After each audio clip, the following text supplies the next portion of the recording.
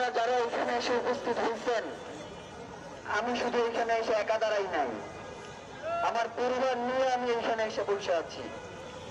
যার কারণে আমার পরিবার বাসায় বসে ঘুমাবে আর আপনারা এখানে বসে বিচার চাইবেন, এটা হইতে পারে না। আমার পরিবারও আপনাদের মধ্যে আছে, তারাও এখানে সামিল হয়েছেন। আপনাদের একা একা ভাববার কোনো কারণ নাই। সবার কাছে কম্বলগুলো পৌঁছে দেন। এবং এই লড়াই তো আমাদের দীর্ঘ লড়াই। বিচার না হওয়া পর্যন্ত আমরা এখান ছেড়ে যাচ্ছি না। প্রয়োজনে আগামীকাল থেকে আপনারা আপনাদের পরিবার সহ এই শাহবাগে এই শহীদ আদি চত্বরে অবস্থান গ্রহণ করেন। বিচার নিশ্চিত না হওয়া পর্যন্ত আমরা এই অবস্থান ত্যাগ করব না।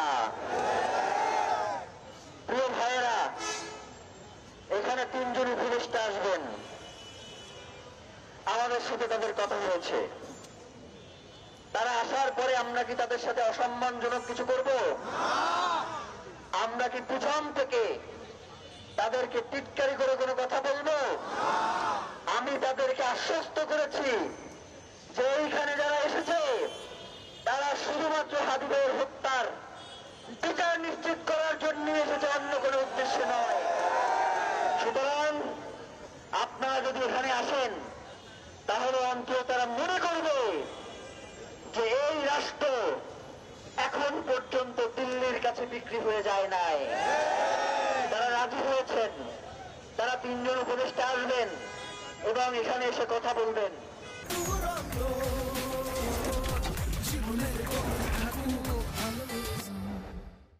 তারা যদি এখানে এসে আপনাদেরকে বলে যে অবরোধ তুলে নেন, আমরা ঘোষণা দেন না পর্যন্ত কি আপনারা অবরোধ তুলে নেবেন? শুধুমাত্র উপদেষ্টার কথা বলবেন। কিন্তু এই প্রোগ্রাম কতক্ষণ চলবে, কখন বন্ধ হবে সেই ঘোষণা দিব আমরা ইনশাআল্লাহ। তাদেরকে এখানে এসে পরিষ্কার করতে হবে যে ওসমান হাদি হত্যার ব্যাপারে তারা এখন পর্যন্ত কি কি পদক্ষেপ গ্রহণ করেছে সেটা নিশ্চিত করবার পরেই আমরা যে চলে যাব এমন কোন কথা, এমন কোন আশ্বাস আমরা তাদেরকে দেওয়ার জন্য এখানে ডাকি নাই।